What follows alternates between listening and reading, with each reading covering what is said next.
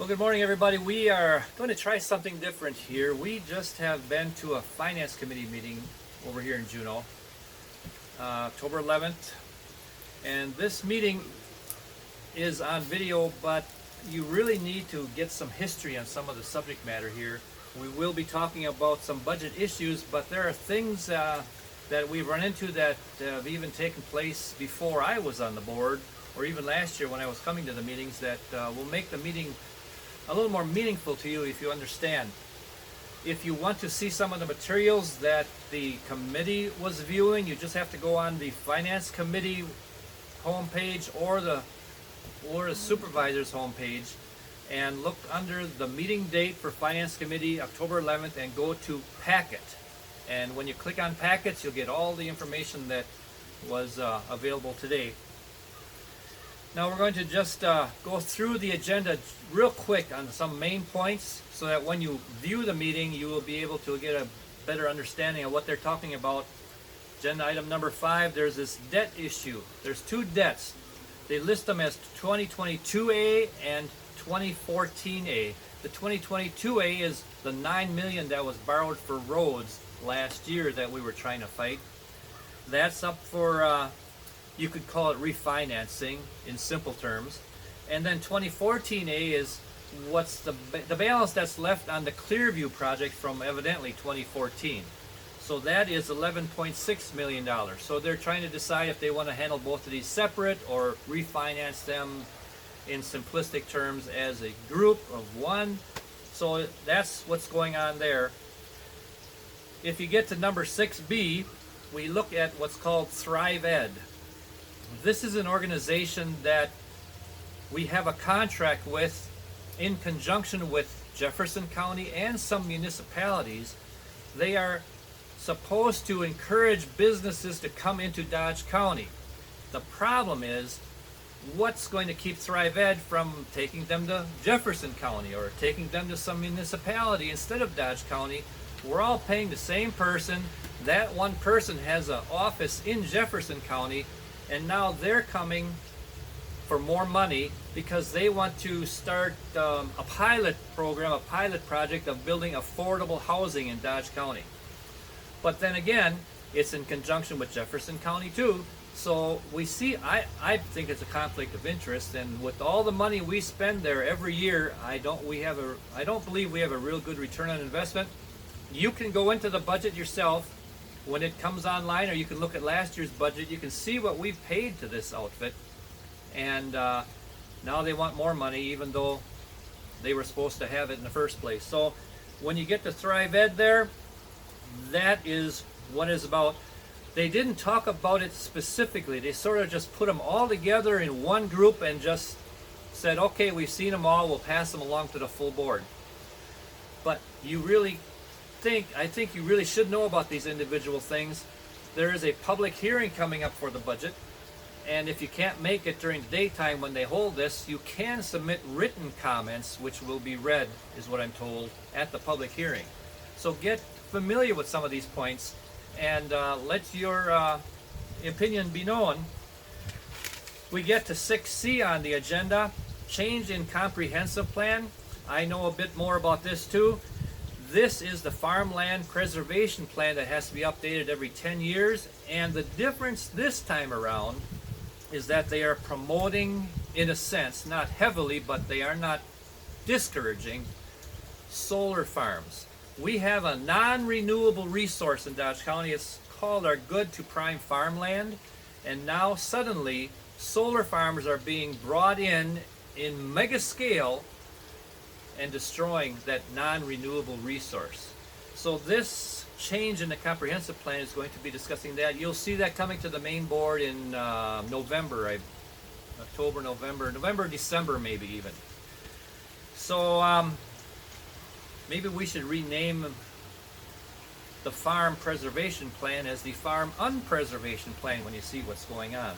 Lots of acres going into that. Number 9, budget discussion. This did get a little interesting, obviously. When you watch it, you'll find out. Things to know: the 2022 budget already includes $9 million extra additional dollars for roads even though it has never come to the full board for any kind of discussion. Now, I don't know if that's common operating procedure. I did make a comment and ask that question, as you'll hear when you listen to the meeting, but why are we assuming it's going to be there just to take it out if it doesn't pass?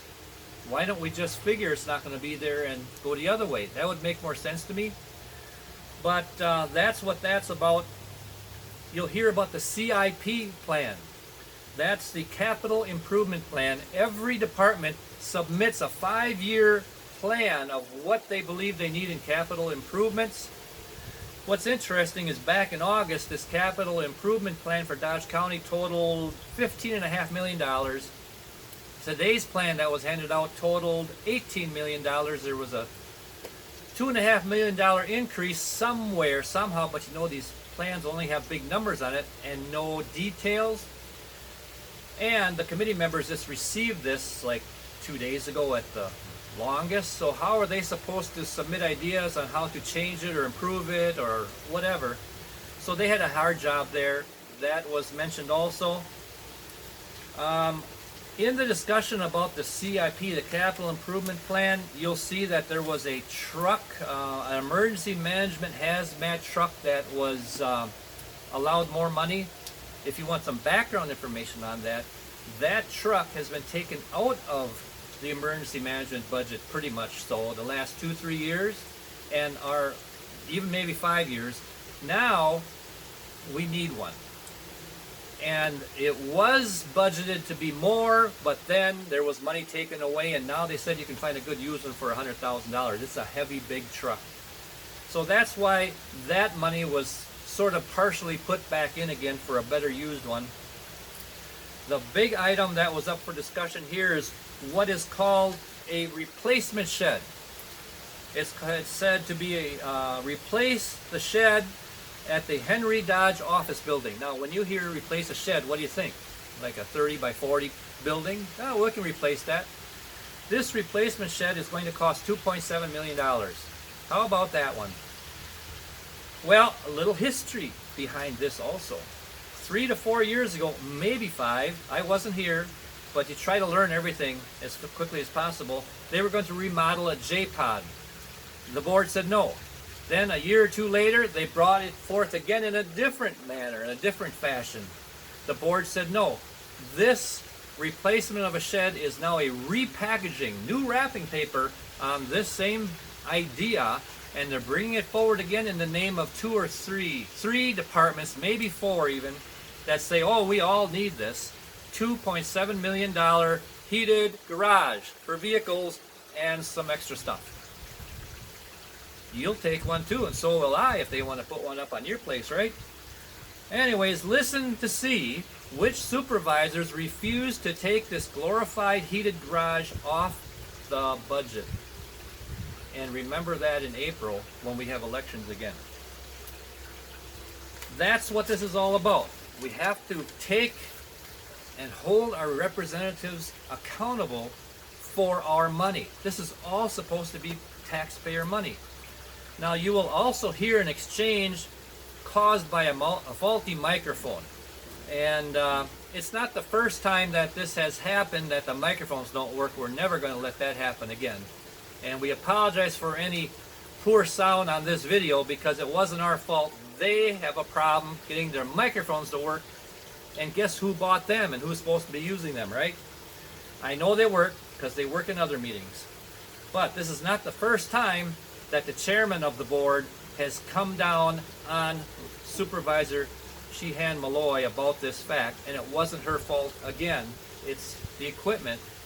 And I don't know, maybe he should sit to the front of the room instead of way in the back. It might help too if he can't get the equipment to work. But I hope he becomes more cordial now, because you know we have to start working together. We can't be just I don't even know what to say. You listen, you see what you think.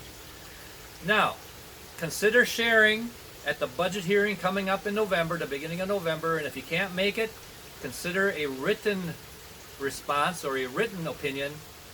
Get involved here. We will be continuing to have videos about the budget, and I hope you like this little intro because it gives you background, and maybe that'll help the meetings not be so dry and boring because I know the first meetings I went to, I didn't know anything about anything. It's just like, what is going on here? There is a track record. There is a path you can follow for everything as it moves through. So take a listen to the meeting, see what you think, get a hold of the packet, the materials. You can view them online and follow things through. Call your supervisor whenever you want to say what you like or don't like. They want to hear from you also. So again, this Finance Committee meeting, budget's coming up real fast. Today's October 11th, 2021. Have a good listen. Supervisors in attendance, please indicate on the sign-up sheet if you want to be paid for this. Public comment? If I could just request that you guys use your microphones, I would super appreciate it. Thank you so much. What's your pleasure in the minutes of the September 23rd meeting? Second. Motion second to approve.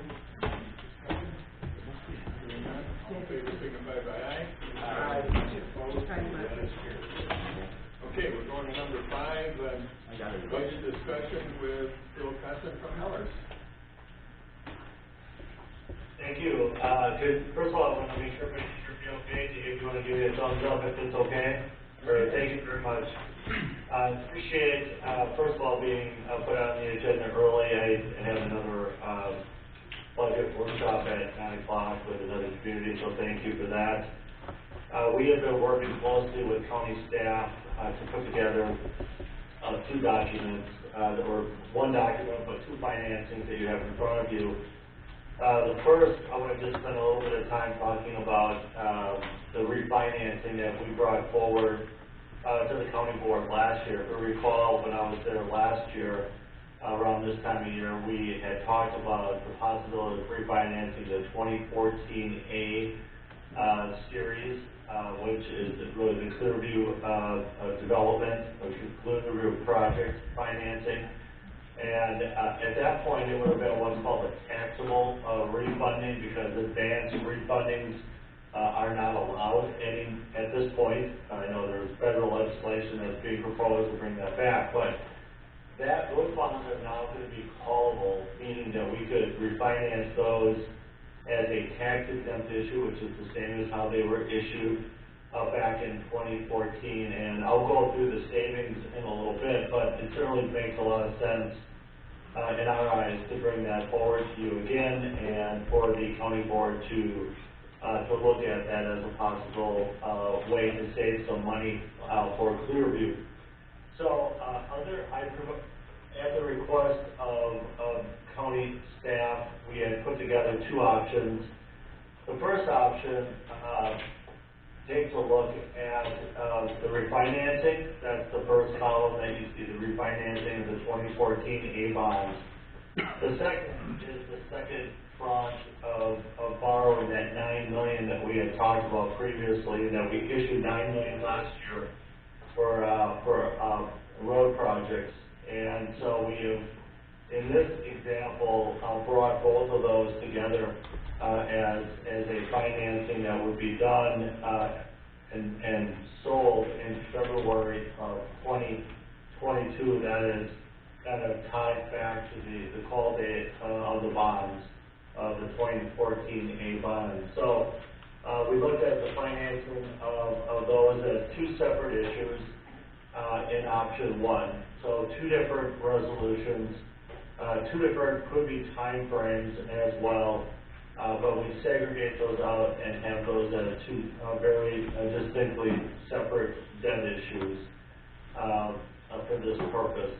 As a result of that, you will have 2 series of issuance expenses for folks like us, folks like Quarles and Brady, which is the county's bond council, Moody's Investor Service, the rating agency. So they'll be bid out separately, and there'll be 2 series of fees associated with separating those issues out as distinctly different debt issues. So that's option 1. You can see the remaining series of the 2014A issues, $11.6 million.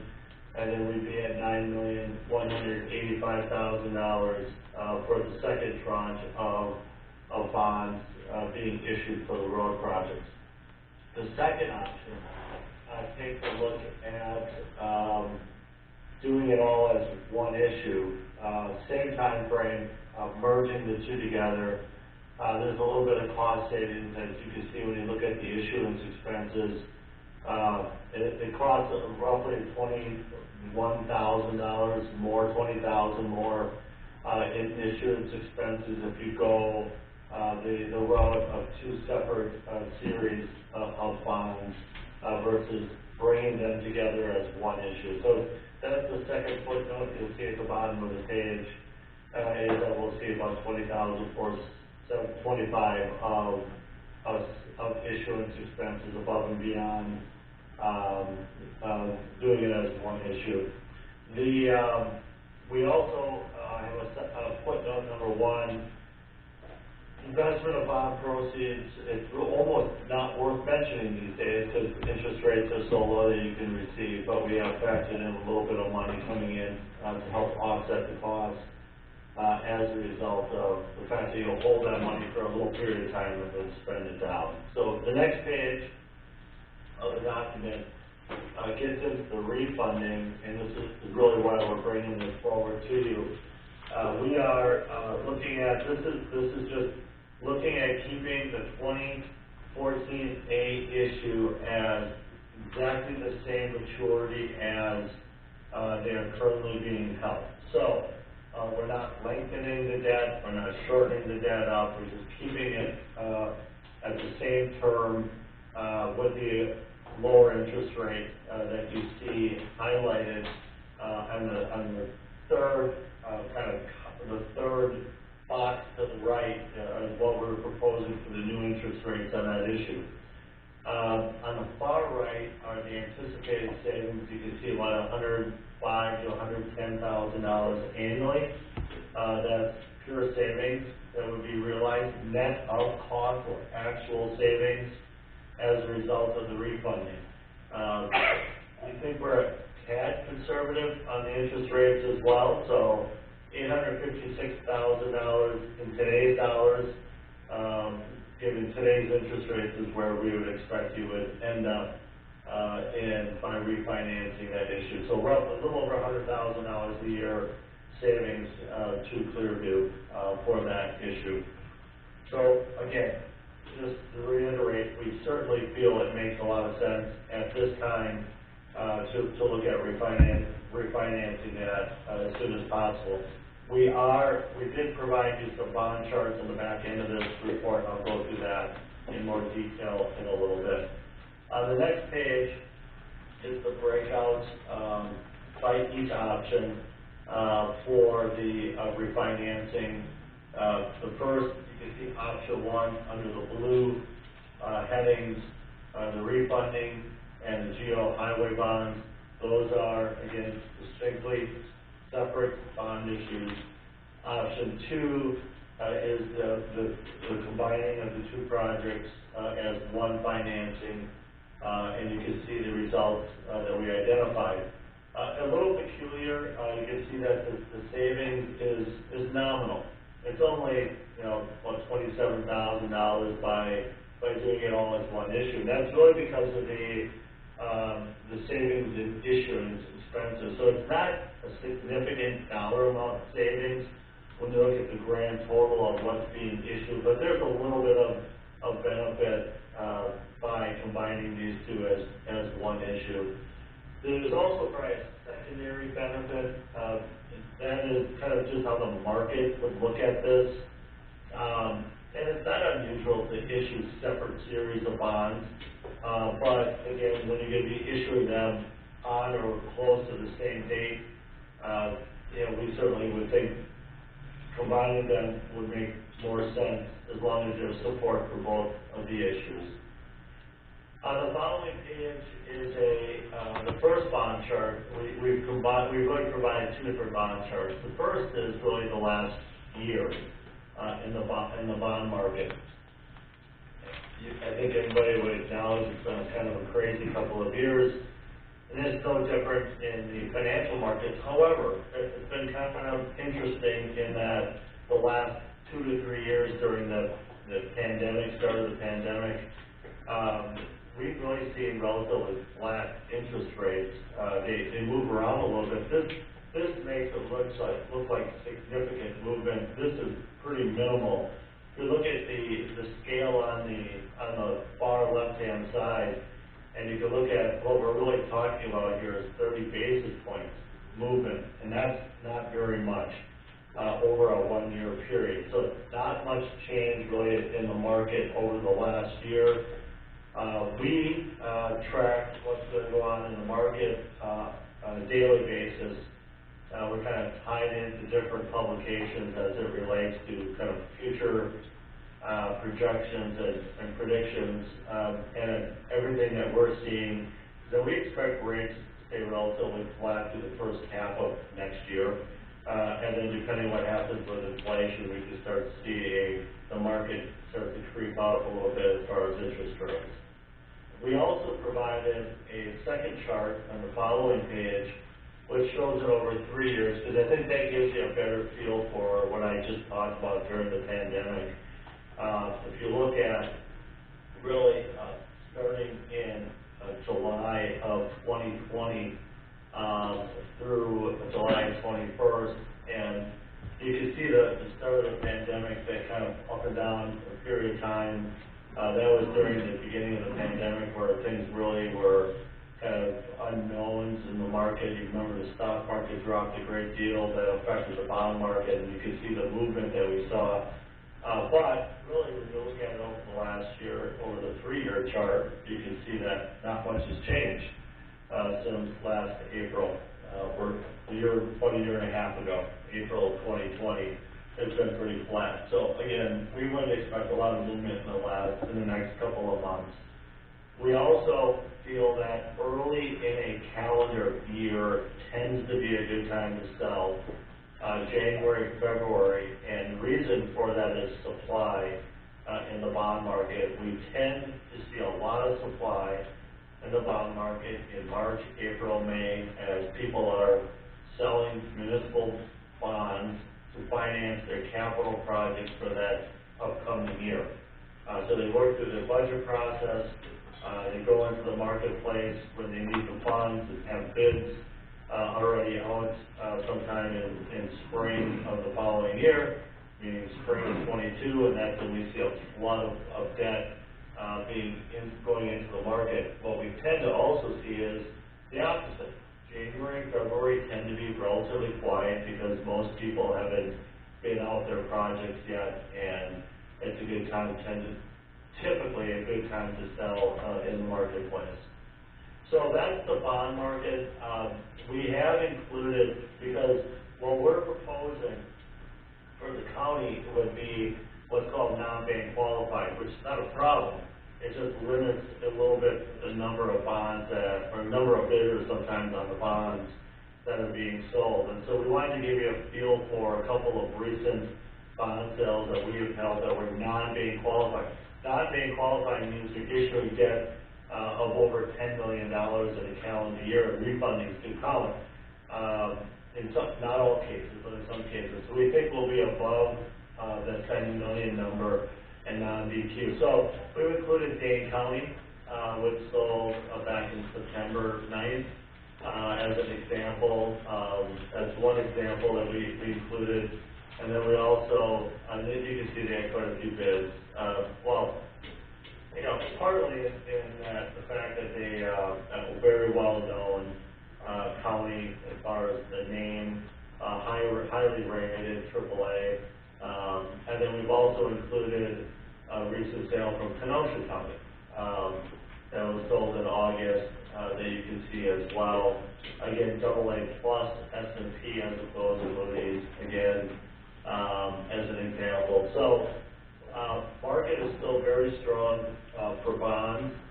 We expect rates will kind of remain relatively quiet over the next number of months, at least for the next 6 months or so. And we do feel that the refunding makes a lot lot of sense to move forward on, so that you can take advantage of low rates and try to maximize the savings, to Clearview. And unless there's other reasons why, there may certainly be, we would like to see you go with option 2, and do it as one issue, but we understand there may be reasons why option 1 makes more sense for the county. So with that, I'd be happy to answer any questions you have, or talk through any of the numbers that have been presented. Questions, Dr. Commission? I've got a question. Bill, would there be an advantage in interest rates by you going to option 2 versus option 1? No, if they're on the same timeline, there was really no benefit interest rate wise. The savings is really just the second series of issuance expenses.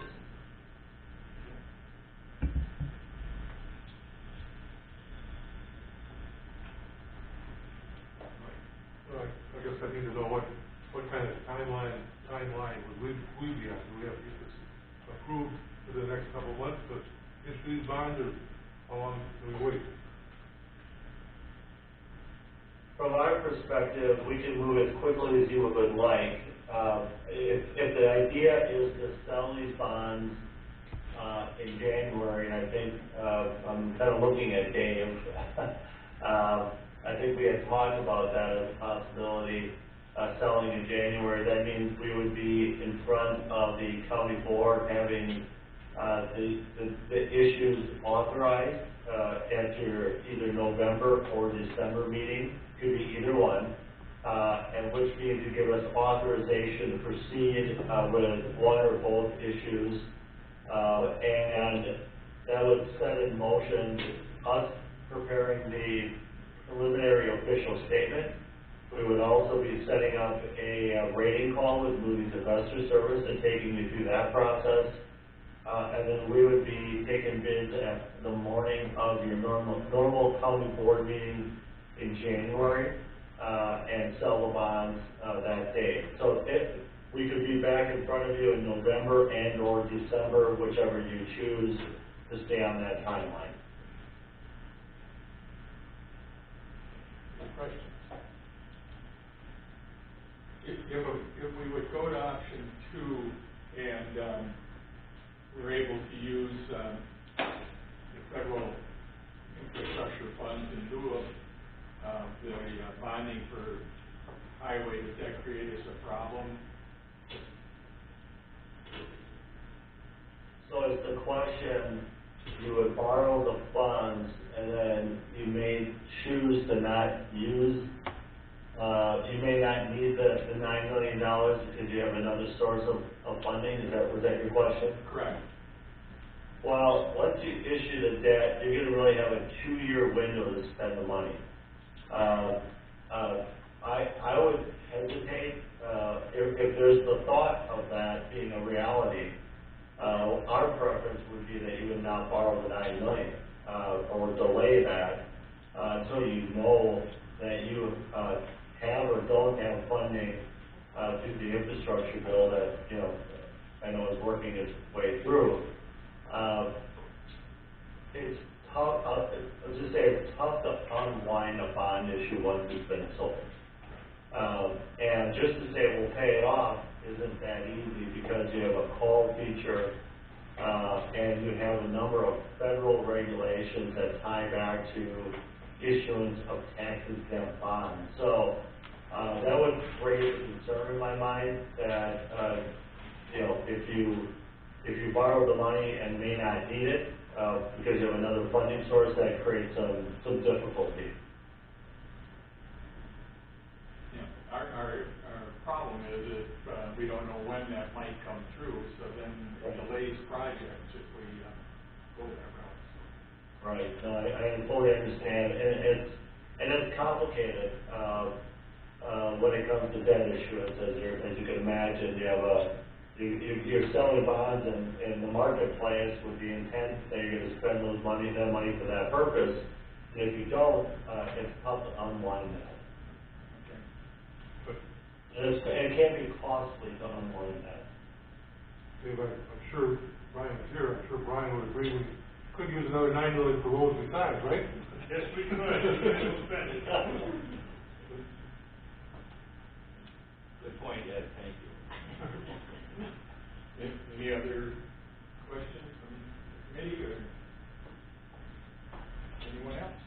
I just have concerns about borrowing. First, I don't know that we have decided as a board to borrow more money, so I guess I think that should be going in front of the board first. Well, I agree with that, yeah. Right, before we make a decision between one or the other, and I actually appreciated your last question. You hear me?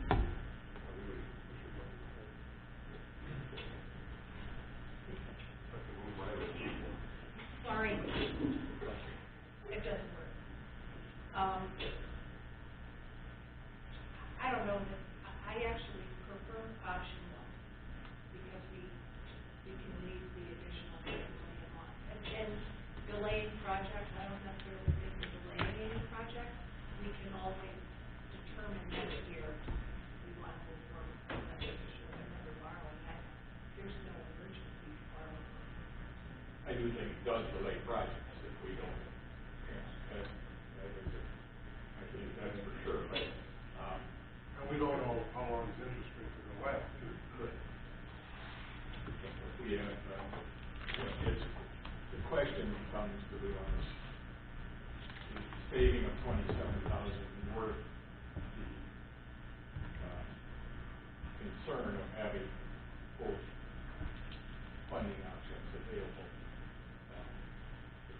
Good side is that we could do more road projects, and the downside is that we could have money around that we have federal funds that we would have to use, maybe couldn't use at that point, so. Certainly there's need in the event that, we borrow the money to do this 2022 projects, there's certainly need if the federal money becomes available to use that in 2023. The need is there, the roads need the repairs. I think those are questions that we have internally. I don't know if there's anything for Phil on that. Is there any other questions for Phil?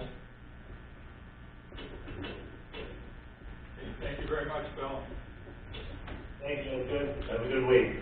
Thank you.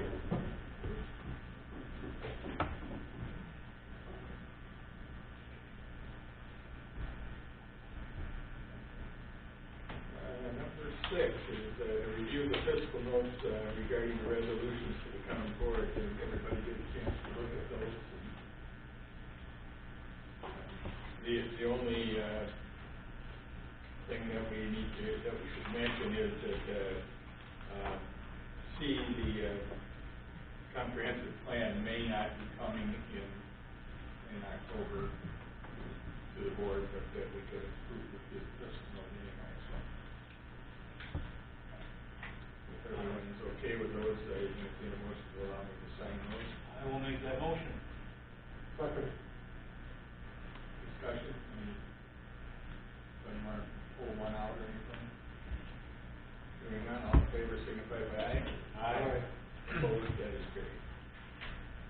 All right, number 7. Resolution to amend the county board, county budget regarding coronavirus aid relief and economic security act, broadband expansion.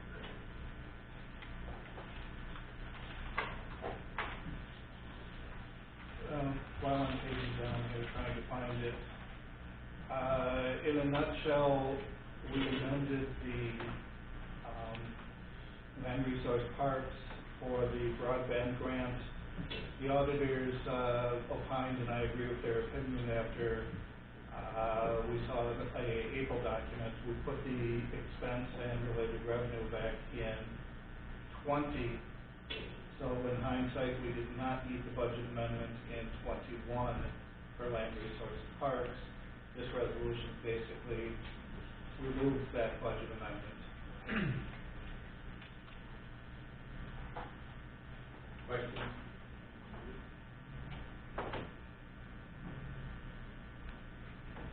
I'll move this resolution. Motion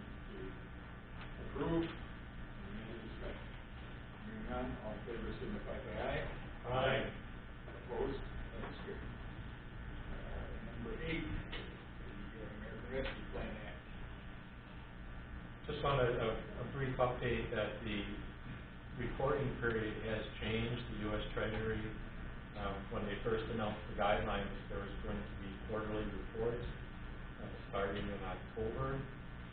And now that has changed, so the next report will be due in January 2022, covering the period from March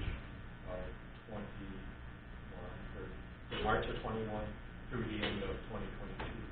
Excuse me, through the end of 2021. And so we're not sure in 22 if that means they'll go back to the quarterly format or if it's going to be somewhat different. So we'll be looking for that. And as we talked about at different times, to date, the only encumbrance of the American Rescue Plan Act has been the broadband survey initiative, roughly $74,000. And for the 2022 proposed budget, as it stands currently, we are not budgeting specific ARPA dollars to specific projects in 2022. The thought process is the year unfolds and there's some clarity regarding the lost revenue calculation, which if that would come to fruition, then it would provide Dodge County some flexibility in project that the 22 budget could be amended at some point in the future based on specific project with the specific expenditures and then specific revenue.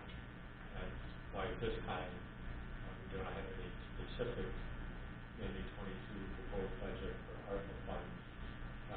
Certainly with the understanding that all the projects require finance committee approval and ultimately county board approval. Any questions? Number 9, 2022 budget discussion. Okay, at this time, actually after this meeting, we're going to have a discussion and look at proof in the document once more prior to the document actually being produced. Hard copies, and the document will be distributed to all county board members on the county board meeting on the 19th.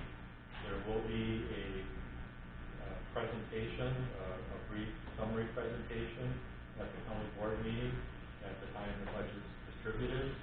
And the budget document, the complete budget document, and the capital improvement plan will be posted online as of Wednesday the 20th, so it's public access. And both documents will be accessible on the county's website through the finance page and the county board page of the website. So that will be on the website for public viewing as of Wednesday the 20th.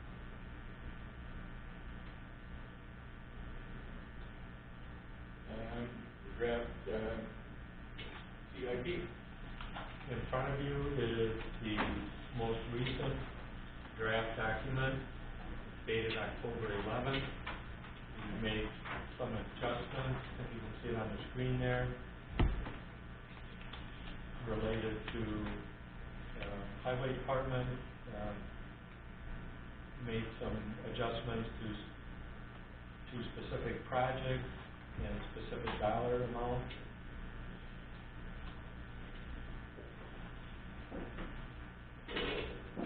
Also made some updates to physical facilities, which was reviewed by the building committee last Thursday.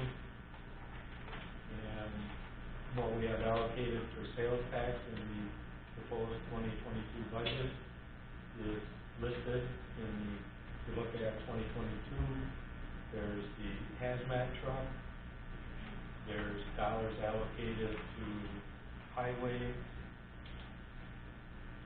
for some of their projects. There's also an investment in information technology through sales tax that are listed on under the year 2022. some IT infrastructure. There's investment in land resources and parks, and different upgrades to our park system, and also building maintenance listed under 2022. And my goal is that, based on your discussion here today, that an updated hard copy will be distributed to all county board members next Tuesday on the 19th, along with a memo, and also clarifying that the projects listed here do not guarantee funding.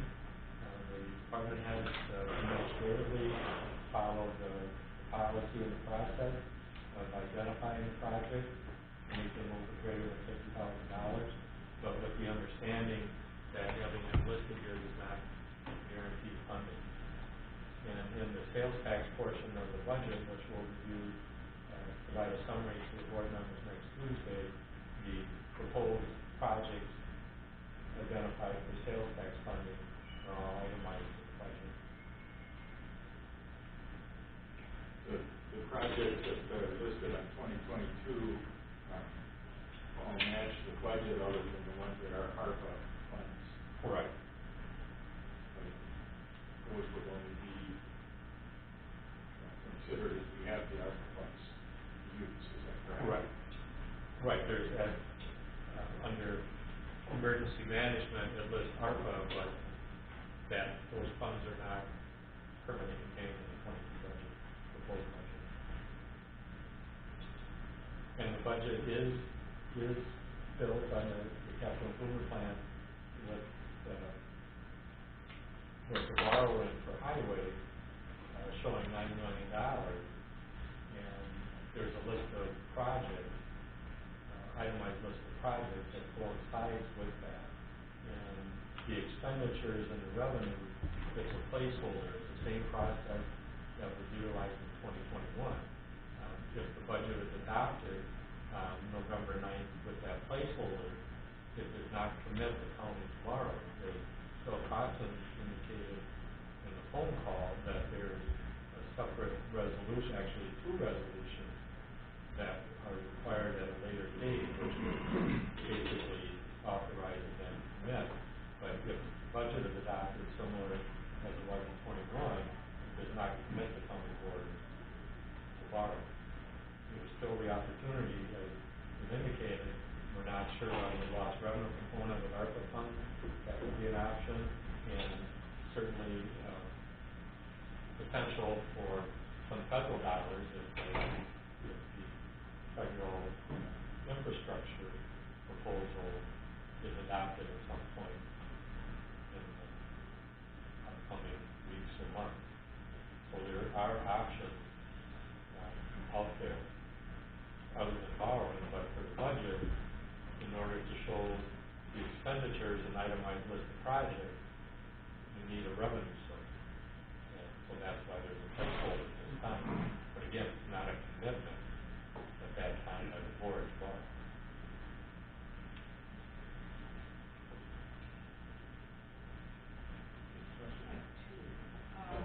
Three. First is, under the highway department, under construction and maintenance equipment replacement, it's a large number without any specifics. Are we gonna be provided with some specific equipment, or is this just, There's an itemized list of every piece of equipment that totals that. will we see that? It's in our budget document. It's in our budget document. Secondly, how is lost revenue detected or reported, and what's the process and the timeline, and when will we learn? The original intent was to perform that calculation when the final guidance was released. And now with the recent information indicating that as long as entities follow the interim guidance, and then you're not going to run afoul if the interim final rules differ from the final rules. That's what we were waiting for. There's no clawback if you use the interim rules and they change them. there's not a clawback if the change. Right. So at this point, the effort or the internal focus has been on the budget and the budget document. So I would anticipate once that is kind of put aside, then there would be the opportunity to delve in the lost revenue calculation for the ARPA, meeting the ARPA requirements for that calculation.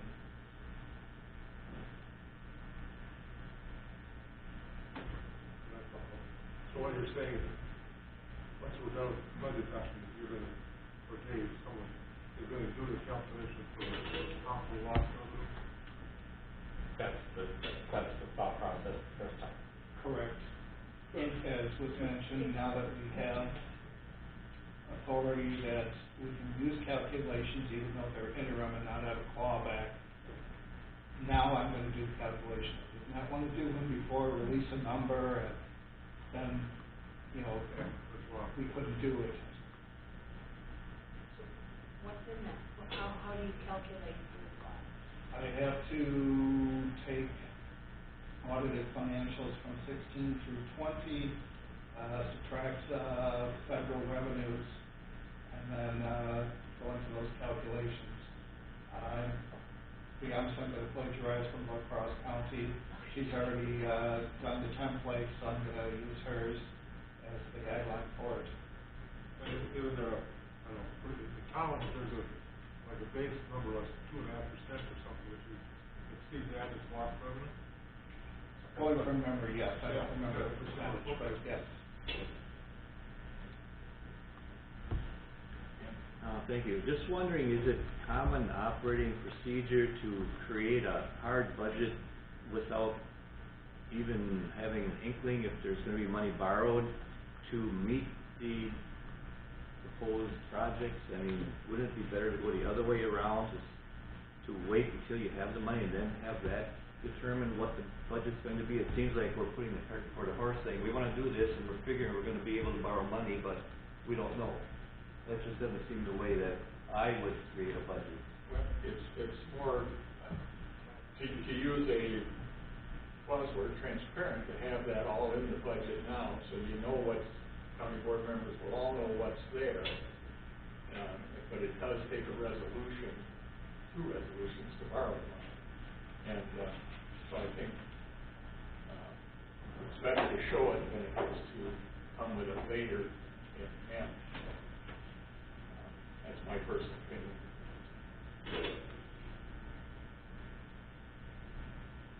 Aren't there also statutory dates we have to meet as part of the budget? The levy? Well, that wouldn't affect the levy, the borrowing and the road project wouldn't affect the levy. It depends on your assumptions. Right now, the 22 budget has no debt levy because the first principal payment was not needed until 22, so we're using that. But if, you know, it depends on how the debt is structured, and obviously it's going to depend upon bids, but we're making the assumption that debt issue 22A will have the same principal payment schedule as 21A. But if it doesn't, then that would affect the debt levy. And I've got estimated interest included in the calculations, but the statement that it doesn't affect the levy is incorrect. If you have the assumption that you're going to spend, you need to find a way to pay for it.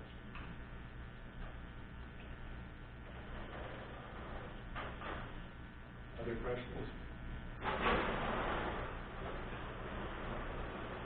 Public hearing on the budget then would be November 2nd. That's the plan. Following, I believe, the redistricting public hearing will be first that evening, and then the budget hearing will follow. My understanding. Yeah. The chair is shaking his head back to the Right, Russ? Yeah. And And that starts at 6 p.m. Yes. with the redistricting.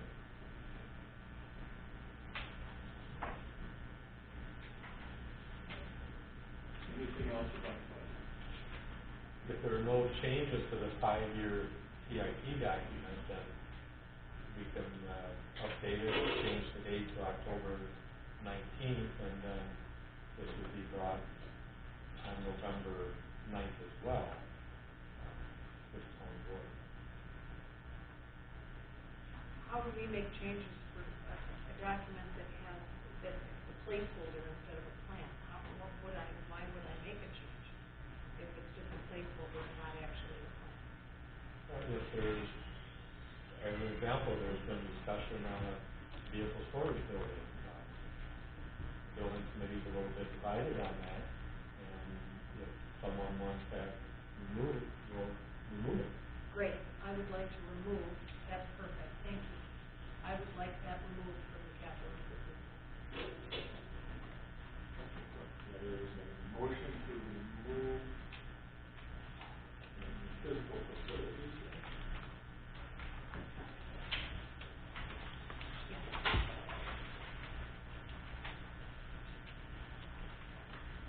It's listed under the first item in year 2023. It's on the final page under physical facilities in 2023. There's several reasons. One, it's come up multiple times.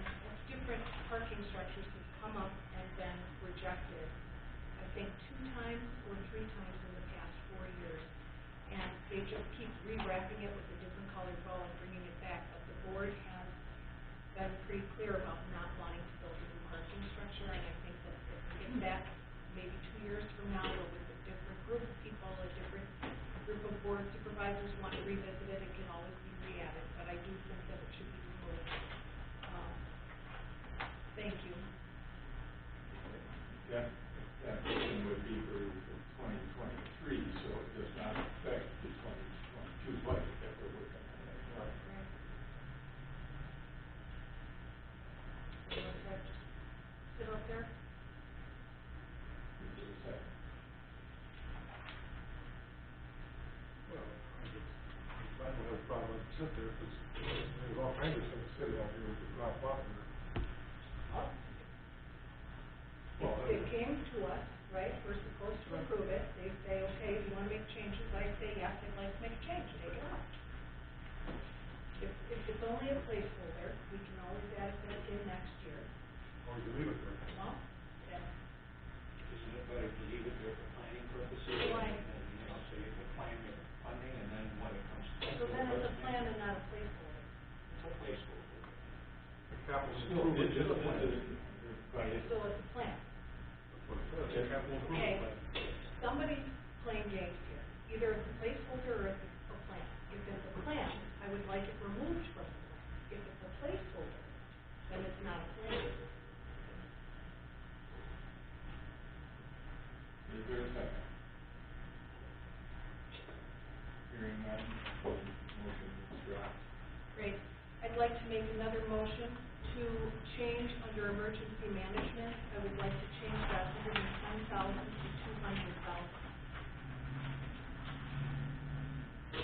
For the hazmat truck? Yep.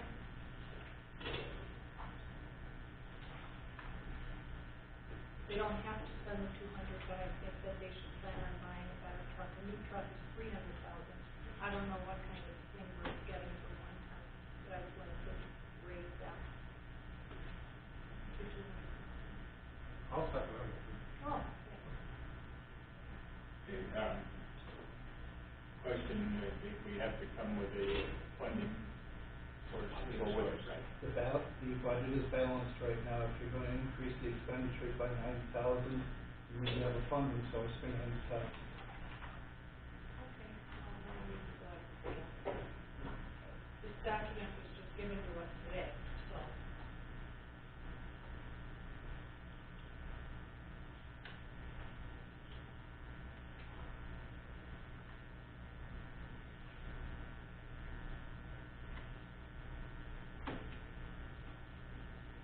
Currently, it's listed on the document that when we propose the 2022 budget, the funding sales tax. It's through sales tax.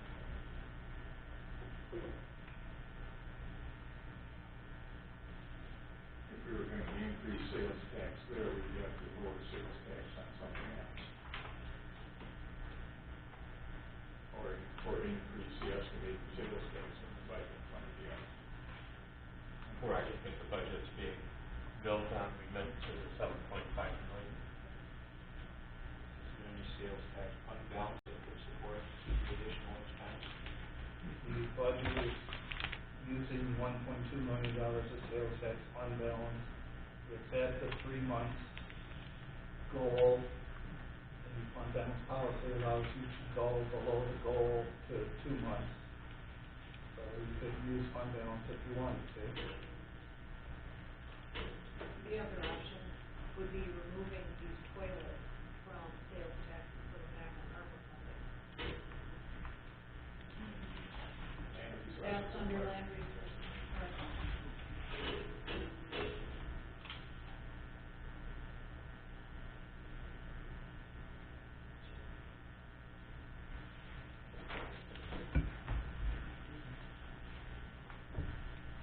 the committee's pleasure. I'm willing to put under ARPA funding, and it's, so I'm certain anyhow we're gonna get there. Right. Stick it in there. So the motion is to add 90,000 to the hazmat truck, and use sales tax, and reduce the bulk toilets by the 90,000, and change that to ARPA funding. Yeah. That's doable, Dave? It's doable, but I don't think you want to reduce the expenditures for the vault toilets. I think you want to Reduce change the the sales revenue source. Right, the revenue source, and reduce the sales tax portion, and replace it with ARPA funding. Okay. Everybody understand the motion? So then to clarify as an example, the bulk toilet at Ledge Park, you have $60,000, you change that from sales tax to ARPA. And then the one at Derby, which is another 60, that could be 30 sales tax and 30 ARPA. Is that acceptable? But that would equal 90. Yes. Just the way I would look at it.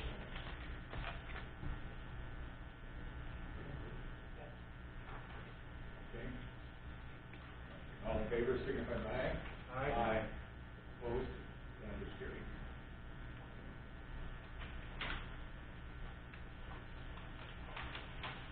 Anything else? Yes, I have to make this point, I'm sorry, but if we have a 1.9675 dollars, 1.9 million plus in construction and maintenance equipment replacement, but still do not have any of that equipment available to us because the budget isn't prepared yet, how do we make adjustments or amendments to that CIP? Now, we've looked at that at the highway committee, and made a recommendation based on that, on those numbers there. So, It's a question, how do we make an adjustment to the CIP and send it forward if we do not have the list to look at? Dave just pulled up the list.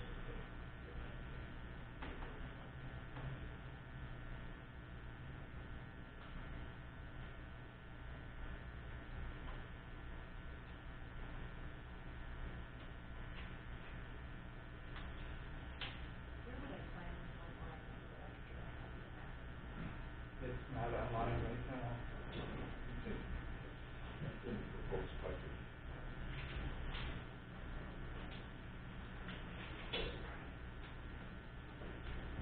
Tell me why we need to supervise your pickup trucks. We're on a rotation, and we've been buying them and being able to sell them, basically for what we pay for them, because we get the discount that general public does not.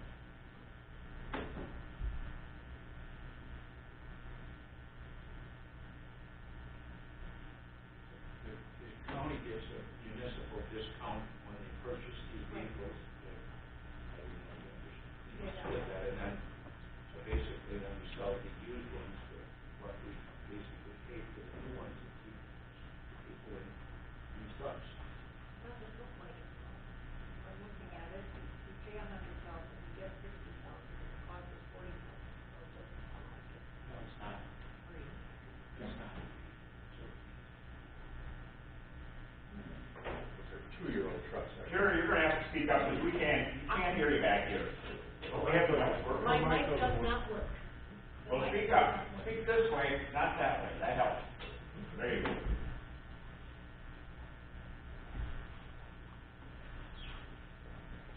Right, Brian, those trucks are 2 years old and 40,000 miles, we just get on there. That's correct. The trucks are 2 years old, it's between 50 and 60,000 miles on, depending on when we get them. If anyone's guess now, the way things are, that's correct. There's 2 trucks in this program, 4 of us that use them every year, we buy 2, sell 1 or 2. Always under warranty, no cost to us other than oil changes and tires. Thank you. I'd like to give Chairman Kotke an opportunity to apologize for his tone. But you always do that. Would you mind I'm sorry. showing some respect to your peers, please? I do, I respect that. Thank you. That would be Many great. times you talk that way, and it should You're talk absolutely right. I'm asking my chairman a question. You're absolutely right. But you should. Was that an apology? It sounds kind of funny. No, it's a apology. Okay. I'm sorry, but Thank you do that often, that you.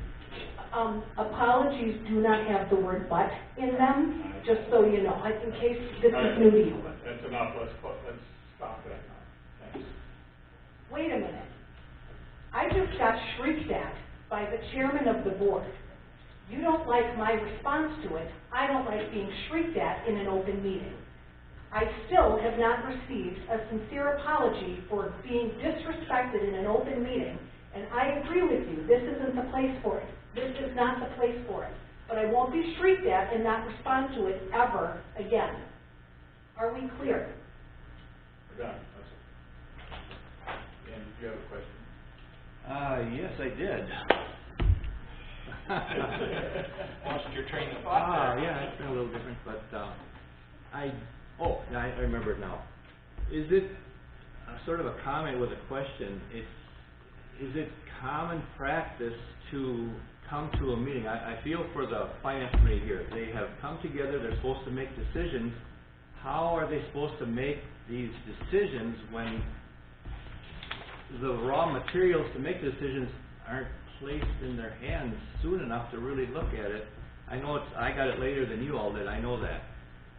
But one other comment is, I believe the finance committee is conducting business as the finance committee, so really, with all due respect to our chairman, if Kira is speaking to the finance committee, that's really the best place for her to speak when her microphone isn't working. It's just, we have to have a little more, we gotta start working together, folks. There's such a battle going on. I can sense it, I'm sure you can sense it.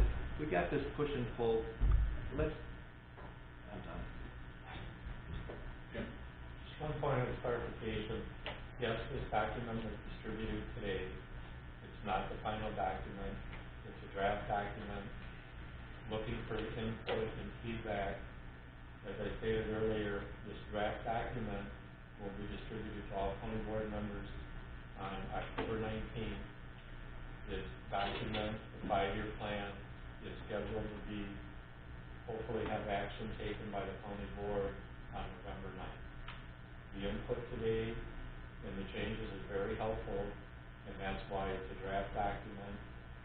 And so there's whatever change, you have an opportunity to make additional changes before the next finance meeting, which is on November 1st, I believe. So it's a draft, it's a working draft, and your feedback is appreciated and very helpful, and that's why it's a draft. And we've been working with drafts at every meeting, so. Correct. The draft does change. And we did electronically, the committee did electronically, just get for point of clarification, did receive these copies on Friday, late Friday, so we did have a little bit of time to look at it, but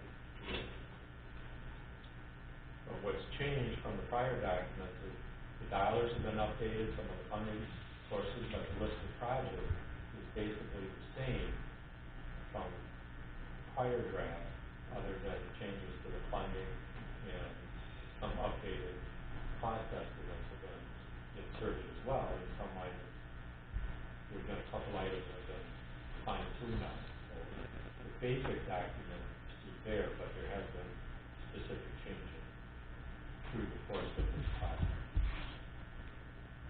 We're always looking for feedback or ways to improve the process.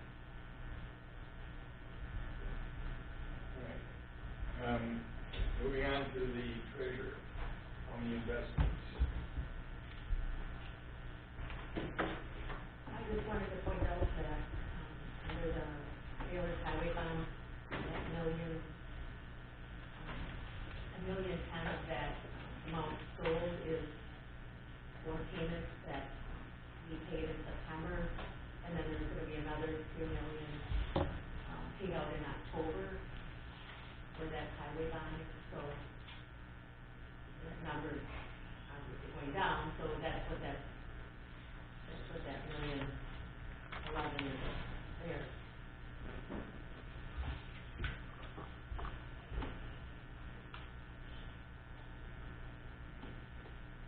Questions on the investment?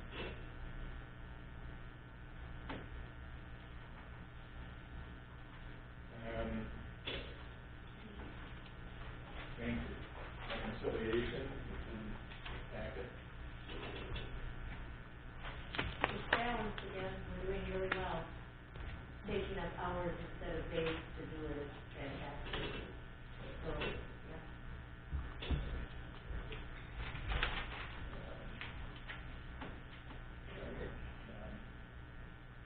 Any questions for Patrick?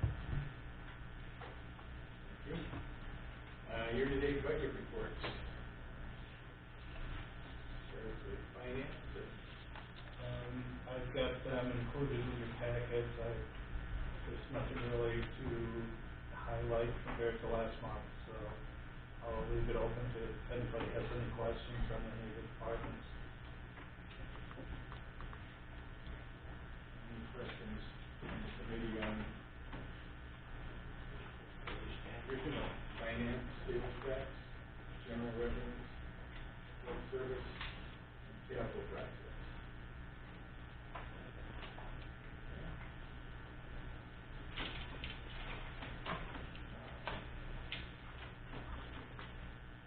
And the county sales and use tax report. Another strong month.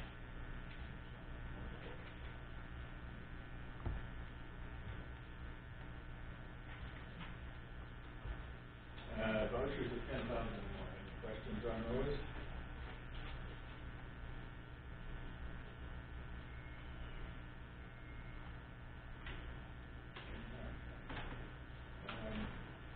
Next date, time, and place for the meeting, proposed is November 1st at 9 a.m.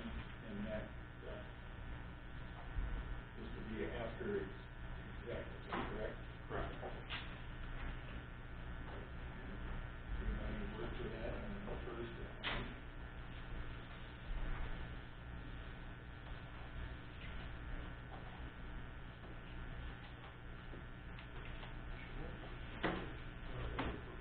I got 9 o'clock.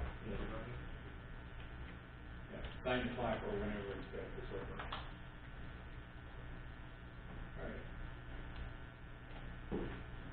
Yes, Mike, we will declare the meeting adjourned.